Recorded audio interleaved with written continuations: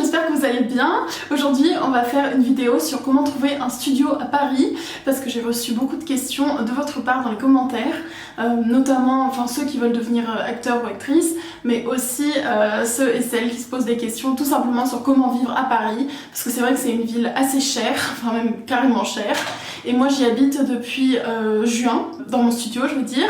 Avant j'habitais chez mes parents, mais maintenant c'est la première fois que je vis toute seule entre guillemets, et pour trouver ce studio à Paris ça a été franchement la galère, et moi-même je pensais pas qu'il y aurait autant de complications pour trouver un studio. Je pensais qu'il suffisait de montrer son dossier, de faire une visite ou deux et puis c'était bon, et en fait pas du tout. Donc déjà, pourquoi vivre à Paris? Alors c'est une bonne question, parce que quand on entend tout ce qui se passe avec la pollution, tous les gens qui sont stressés, le métro, tout ça, on se dit bah pourquoi on irait vivre là-dedans alors qu'on est si bien à la campagne. Et parfois je suis d'accord, mais c'est vrai qu'à Paris il y a plein de trucs à faire qui sont cool, notamment au niveau de la culture, des opportunités dans le cinéma et le théâtre par exemple, et aussi le fait qu'on puisse avoir des amis là dans cette ville où il y a plein de gens différents, des gens de différentes cultures. Donc moi je trouve que c'est une ville globalement quand même assez agréable, même s'il y a du stress. C'est un peu chacun, chacune qui doit essayer de déstresser et tout ça, et puis quand nous-mêmes on déstresse, on se rend compte que l'entourage aussi, donc c'est plutôt agréable d'y vivre je trouve. C'est une ville où il y a beaucoup de monde, beaucoup de choses à faire, mais du coup on s'y ennuie pas. Donc pour trouver un studio, c'est vrai que ça n'est pas facile parce qu'en fait il y a beaucoup de demandes, comme tout le monde veut y aller, et c'est très cher. Donc en fait d'abord pour trouver un studio vous devez définir quel est le budget que vous voulez mettre là-dedans, et combien de personnes vous allez être dans ce studio, si vous allez être en coloc ou pas, si vous voulez un studio tout seul ou toute seule ou pas. Donc tout ça, ça va être des critères qui vont vous aider dans votre recherche.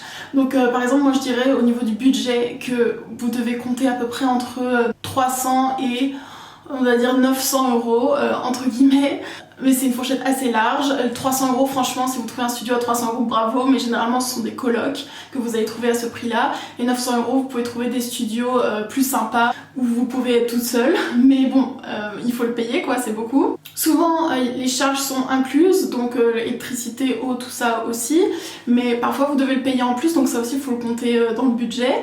Et en plus de tout ça vous devrez aussi payer la nourriture et le transport, le pass Navigo notamment si vous voulez, faites beaucoup de déplacements, ce qui est très cher, c'est 75 € par mois à peu près, donc franchement voilà, faut compter, faut bien s'organiser au niveau du budget. Ensuite, comment s'y retrouver dans toutes les offres qu'il y a, enfin je sais qu'il y a plein de sites, il y a seloger.com, il y a PAP, particulier à particulier, il y a gens de confiance, et moi j'avais utilisé ce site là que je vous recommande plutôt parce qu'en fait c'est un site où vous pouvez recommander des gens et des gens vous recommandent, et donc c'est généralement des annonces sérieuses que vous trouvez pas sur internet, et souvent des bons plans en fait, des studios qui peuvent être moins chers mais quand même très propres. Donc moi j'avais trouvé le mien là-dessus et j'ai jamais regretté parce que sur seloger.com c'est une horreur. Donc moi je recevais des notifications tous les jours dans ma boîte mail, enfin j'en pouvais plus en fait d'être spammée comme ça. Et surtout sur seloger.com je crois que c'est lié à des agences immobilières qui prennent du coup un pourcentage, donc parfois c'est plus cher et souvent les studios peuvent être miteux. Donc moi j'ai préféré en tout cas gens de confiance, mais bon ça c'est un conseil subjectif, donc peut-être que vous ça vous plairait. Et puis j'ai pas du tout testé PAP, donc vous pouvez y jeter un coup d'œil aussi. Ok, un deuxième conseil aussi c'est de répondre aux annonces dès que vous les voyez, c'est comme pour les castings, le premier arrivé premier servi.